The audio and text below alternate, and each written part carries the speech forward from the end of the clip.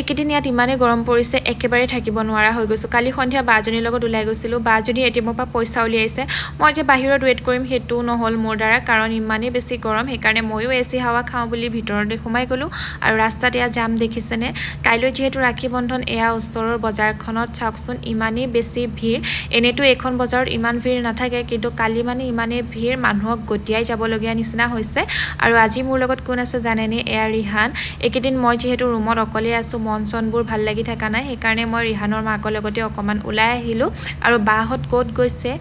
গোটেইখিনি মই long video' এটা বনাই দিম আৰু তাৰপিছত এয়া জুচ খালোঁ আমি আৰু মই খালোঁ বানানা চেক বাজনীয়ে খালে মৌচুম্বী চেক এনেকৈ সিহঁতৰ লগত অকণ সময় ওলাই আহোঁতে মনটো ভাল লাগিলে তাৰপিছত আমি মিঠাই দোকানত সোমালোঁ যিহেতু কাইলৈ ৰাখী আৰু এয়া ৰিহানৰ বায়েকহঁত আহি আছে ৰাখী পিন্ধিবলৈ সেইকাৰণে এয়া বায়ে মিঠাই কিনিলে আৰু মোৰ যে অকণ সময় কাৰণে এনেকুৱা লাগিছিলে